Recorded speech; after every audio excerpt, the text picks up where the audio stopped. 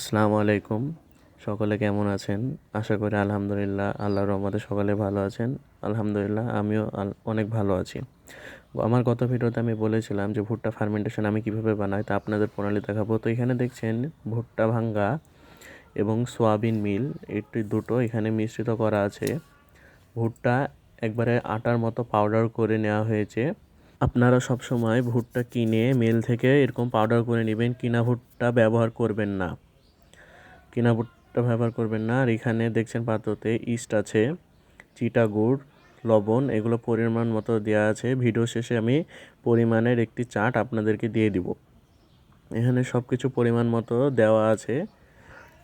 আর ওই পাশে একটি বয়মে দেখতে পাচ্ছেন পরিমাণ মতো পানি দেওয়া আছে। আমার কাছে ড্রাম নাই বিধায় আমি বয়মে করছি, আর যেহেতু আমার মুরগির সংখ্যা অনেক কম তাই।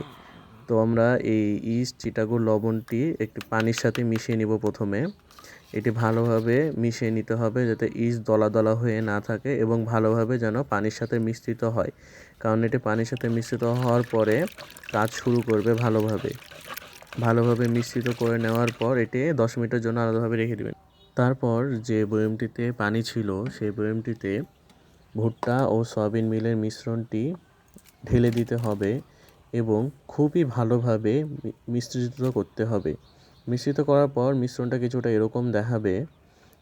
ভালোভাবে মিশ্রিত হওয়ার পর যেই পানিটা ছিল চিটাগুড়, ইস্ট আর লবণ দিয়ে মিশ্রিত, সেই পানিটি দেখতে পাচ্ছেন ইস্ট তার কার্যক্রম শুরু করে দিয়েছে।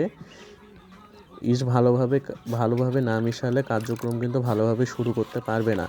এটি 10 থেকে 15 মিনিটের জন্য আলাদাভাবে রেখে দেওয়ার পরে এখন সেই পানিটি সেই মিশ্রিত ভুট্টা, সয়াবিন মিল এবং পানি মিশ্রিত করার পর এই যে এখন পানিটি সেই মিশ্রণে ঢেলে দিতে হবে। সুন্দরভাবে ভালোভাবে ঢেলে দিতে হবে এবং ঢেলে দেওয়ার পরে সেটি ভালোভাবে মিশ্রিত করে নিতে হবে।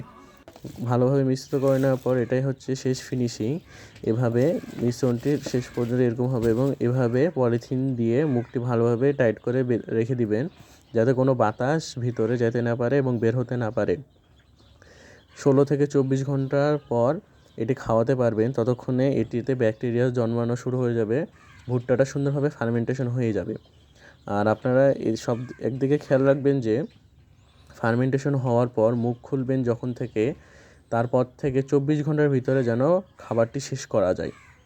একবার খাবার বানালে সেটা 24 ঘন্টার ভিতরে শেষ করার চেষ্টা করবেন, তাহলেই সবচেয়ে ভালো।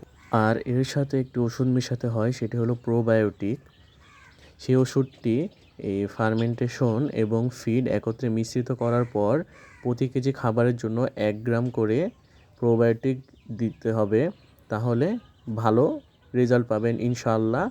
সেটি আমি আগামী ভিডিওতে দেখাবো কিভাবে মিশ্রিত করে মুরগিকে খাওয়াতে হয়। 50% ফার্মেন্টেশন এবং 50% ফিড, এই দুটো সংমিশ্রণে ভালোভাবে মিশিয়ে মুরগিকে খাওয়াতে হবে। এটা আমি এর পরের ভিডিওতে দেখাবো, মানে আগামীকাল থেকে প্রতিদিন দিন অনুযায়ী ভিডিও আসবে, ওজন দেখিয়ে দেবো কেমন আসছে। তো আপনারা এই ভিডিওগুলো পেতে চাইলে আমার চ্যানেলটি সাবস্ক্রাইব করে রাখবেন যাতে প্রতিদিনকার ভিডিও প্রতিদিন দেখতে পারেন। তাই আজকের ভিডিও এখানে শেষ করছি। সকলে ভালো থাকবেন, সুস্থ থাকবেন, আমার জন্য দোয়া করবেন। আসসালামু আলাইকুম ওয়া রাহমাতুল্লাহ।